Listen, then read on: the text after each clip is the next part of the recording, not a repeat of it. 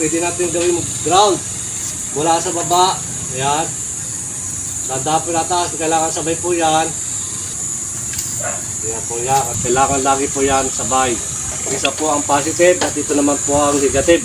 So, kapag natapatan po yung ating, at kung saan po yan mag-iikis, doon po kalalim yung ating ihuhukay. Yung tubo, pag binaw mo sa lupa, mula pa rin po sa probinsya na Zamboanga City, yung ikot na ating single antenna. Load na po ito mga katids.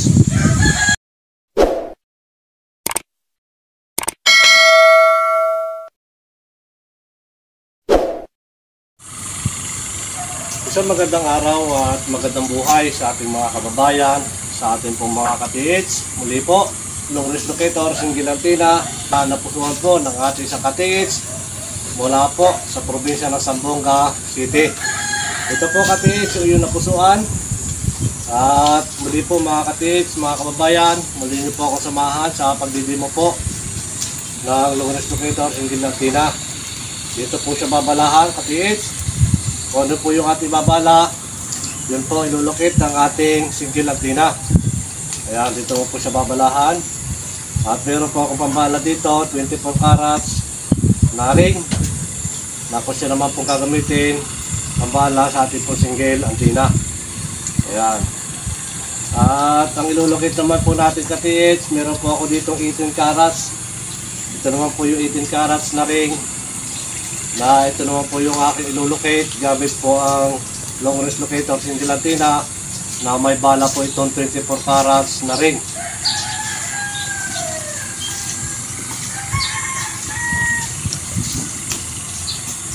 Yan, ito ka rin katiits, yung ating ilulocate.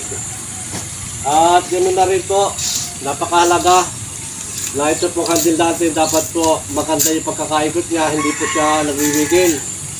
At ganoon na rin katiit sa paghila mo po nitong dulo ng antenna. Ayan, kailangan niya lang po yung paghila mo. Dapat po ang antenna natin ay tuwid. Kapag sinipat po natin, dapat tuwid po yung ating antenna. At kailangan po ay yung ating antenna naka-afford po pababa ng konti, nakatungo. At sa paggamit nito katiit, kailangan mo pa rin po ipahid yung dulo ng antenna sa lupa bilang pagkapalakas po ng frequency. At ito po ay may content ng lupa na ating nilalagay paugma. At ganoon na rin po kapag nasa site ka na, ay kailangan pa rin ipahid yung dulo ng antenna sa lupa. Magkakaiba po yung uri at content ng lupa ng ating mga pinupuntahan. At ito katiit, sa pagtaas mo po kailangan, pag itinaas mo po yan po ay dapat balanse. Kapag ito ay bago katiit, pagtaas mo po niyan, ang single antenna po natin ay naganyan. Kailangan salain niyo po mga kababayan, mga katiit. Kapag itinaas po niyan, mag-aaral po yan kapag hawak po ng ating single antenna. Kailangan ma-steady niyo po na ang single antenna po natin ay may pipermit nyo katiit na kwan. Naganyan po yung ating single antenna. Hindi po siya nabaling na bigla. At dito katiit, yung paghawak po natin ng single antenna sa handle, kailangan ay tamang pisilaman po yung palad natin ang nakadikit sa handle. At permit lang po yan katiit, hindi po naglalakad kayo ay luwag, nahigpit na luwag o pabago-bago po yung pagpisil natin. At hindi po ito dulo ng daliri, kailangan palad po yung atin po ilalapat sa handle. Ito katiits, muli pa rin sa paggamit po ng Long-Range Locator single antenna. Kapag dalawang single antenna po katiits, pwede po natin ito kaliwa, pwede natin gawin ground para mas mapapabilis po natin yung po ating paghahanap ng target. Ayan, ito po katiits, ayan. Lalo mapapabilis po yan, lalo na kung may lalapat po natin dito sa lupa. Ganito katiit, sa pagtaas po ng Long-Range Locator single antenna, mula sa baba, ayan, dadapin na taas, kailangan sabay po yan. Ganyan po yung paggamit natin ng single antenna, kailangan sabay po yung pagtaas at sabay po yung paggalaw niya katiit. Ayan. Dito naman po tayo sa kabila. Ayan po yan, katiits. Ayan. Ganyan po yan, katiits. Kailangan sabay po yung paggalaw ng ating single antina. Ito po ay pangmalayuan. Ayan. Ito pa rin po siya tumuturo. Ayan. Ito pa rin. Ayan. Yun po yung ating target, katiits. Ang long distance po ito, katiits.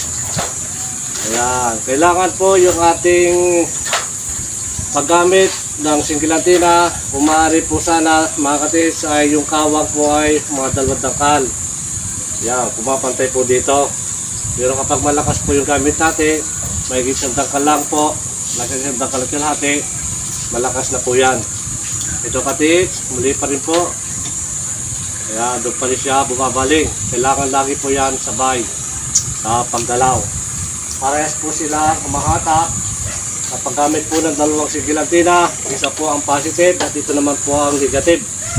Pero kapag ginamit po ang single antenna, isang piraso lamang, nandito na po ang positive at saka negative. Kasama na po yan dito at may ground balance pa.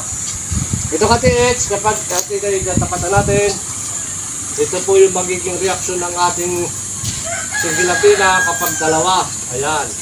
Una pala katiits, gagamitin mo kapag 2 yung iyong single antenna. Bago ka lumapit, kailangan kukuha pa rin po tayo ng ground. Kaya sa kaliwa, ganyan pa rin po yan. At dito po sa kanan, kaya po yan. Huwag nyo na po yan ibababa. Ayan. Ganyan na po yan at natumbok na po yan. Ito katiits, habang tayo po ay papalapit sa ating target, napapansin po ninyo na doon ng antenna, ayaw tayo na po siyang lalapit. Ayan.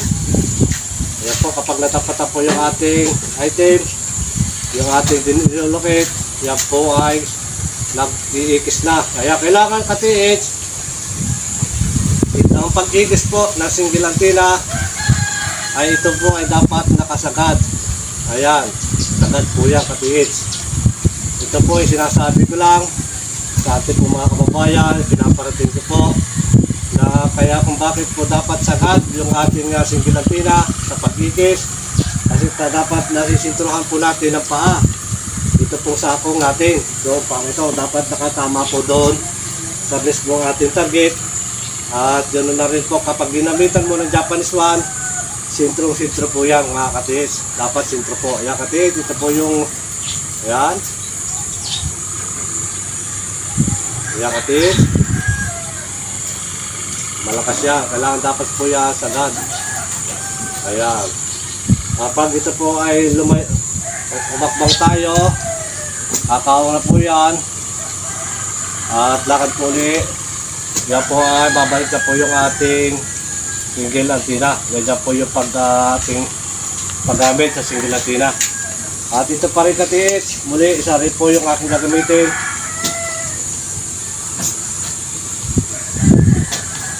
Sa paggamit po ng single antenna, kailangan pa rin po katiits. Kapag ito po yung ating target, kaya sa pag-estimate po ng lalim, kaya po katiits, at kapag yan ay yung natapatan, kaya katiits, hakbang ka na isang hakbang, maliit lamang, kaya hanggang sa makalabas ka dun sa deteksyon. At huwag mo na hintayin na bumalik pa yung mga katiits. Huwag mo na hintayin na bumalik pa itong ating single antenna. Kailangan, kapag ito po yung ating deteksyon, nasa tapat po tayo, lalabas tayo katiits, kakawang yan. Pagkawang po yan, tamang kawang po yan, pares po yung puno at saka yung dulo, dandahan ka na po katiits lumakad, dandahan po yan hanggang sa dire-diretso ka tuwid. At kung saan po yan mag-iikis, doon po kalalim yung ating ihuhukay. Yung po, nitrohin po yung katiits.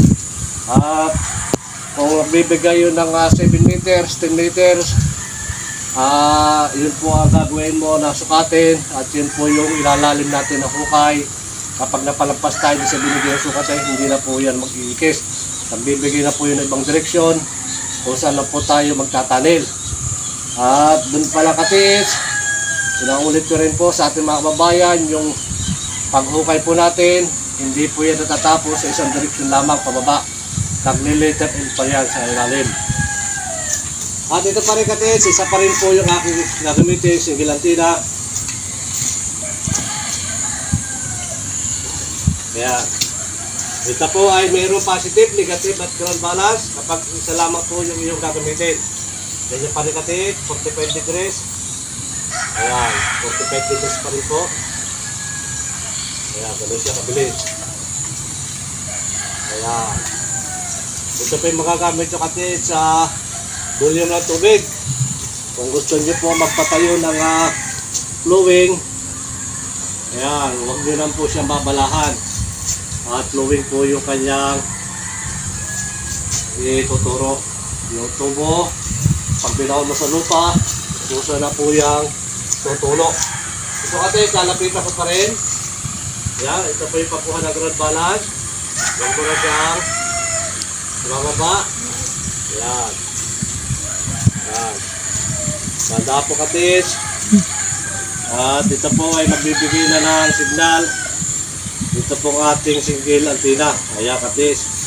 Ito po nasa baba po yung ating target. Ayan. Ito na po yung single antenna. Na bumubuo po siya ng frequency. Lalo na po kapag natapatan na po natin dito po ang ating target. Ayan. Ito na katiis. Ayan. Ito na po siya nakakabuo ng frequency. At mula pa rin po sa probinsya ng Zamboanga City, ito po yung iyong napusuan, long range locator, single antenna. Ayan. Ito po yung ikot na ating single antenna. Complete load na po ito mga katids. Ayan na, ang pagbuo po ng ating frequency ng single antenna. Ayan. Ayan ito katids. Ayan. Muli pa rin po mga kababayan, maraming salamat po sa inyo lahat. At hanggang sa muli po, mabuhay po tayo at pagkaluban po ng maraming biyaya at higit na rin po ang magandang kalusugan. Maraming salamat po.